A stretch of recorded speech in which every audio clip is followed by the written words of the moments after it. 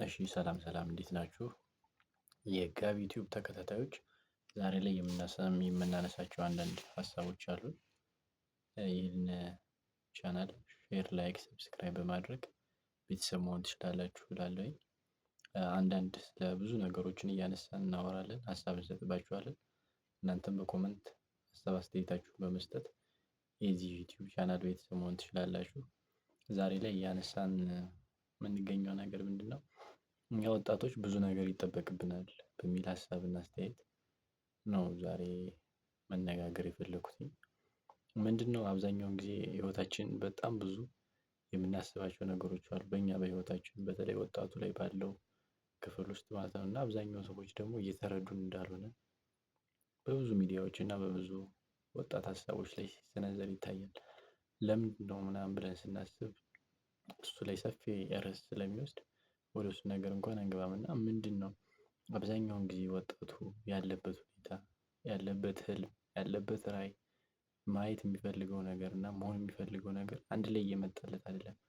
አይ ነው ባልሆነ ጊዜዎቹም ጥሩ አይደሉም ለኛ የተወለድንባቸውም አጋጣሚዎች አሉ።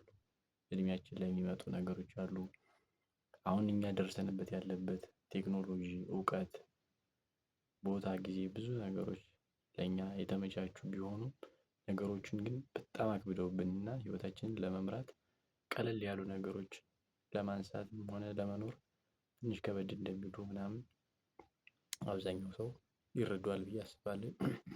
በድሮ ጊዜ አንድ ሰው በሆነች ነገር ከነገደ ከትንሽዬ ኪሎ ተነስቶ ወደ ትልቅዬ ኩንታል ከዛ ወደ መጋዘን እያለ የሀብት ማማውን ማሳካት ምናምን የሚችልበት አንግል ላይ ነበረ። ከዚህ በፊት የተለያየ ላይ ገበያ ላይ የሚሰራ ከሆነ ሱቅ ላይ የሚሰራ ከሆነ ደግሞ መጋዘን ተከራይቶ ምናምን ነገር በአህያ ይጭን ከነበረ በመኪና ጭኖ በትንሽዬ መኪና ጭኖ ከነበረ በትልቅዬ መኪና ጭኖ ነበረ ህይወቱን አስተካክሎ የተሻለ ሀብት ላይ የሚደርሰው።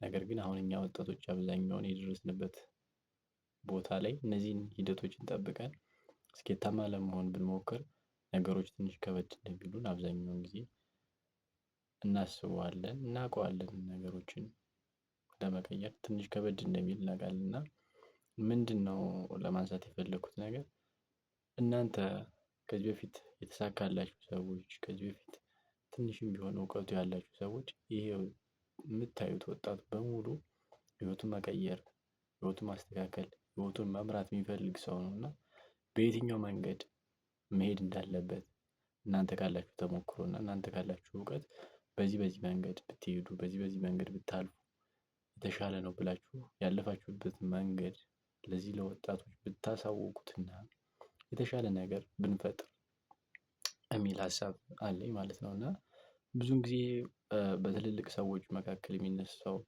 ሀሳብ አስተያየት ደግሞ የአሁን ወጣት መስራት አይፈልግም፣ ቁጭ ብሎ መብላት ነው የሚፈልገው፣ ነገሮቹን በአንዴ ማግኘት ነው የሚፈልገው ምናምን የሚባሉ ነገሮች አሉ። አዎ በእርግጥ አብዛኛው ወጣት ላይ እንደዚህ አይነት ችግሮች ሊታዩ ይችላሉ። ነገር ግን ከሚያየውና ከሚያገኘው አጋጣሚ የተነሳ ዛሬ አብሮት የነበረው ጓደኛው ነገ ከነገ ወዲያ የተለያዩ ነገሮችን ሲሰራ፣ የተለያዩ ገንዘቦችን ሲያንቀሳቅስ፣ የተለያዩ ሀሳብ አስተያየቶችን ሲሰጥ በገንዘብም ሆነ በእውቀት በተለያየ ነገር ከየት አመጣው ብለን ሳናስብ አግኝቶ ነገሮችን ሲቀይር ያያል አንድ ጓደኛ።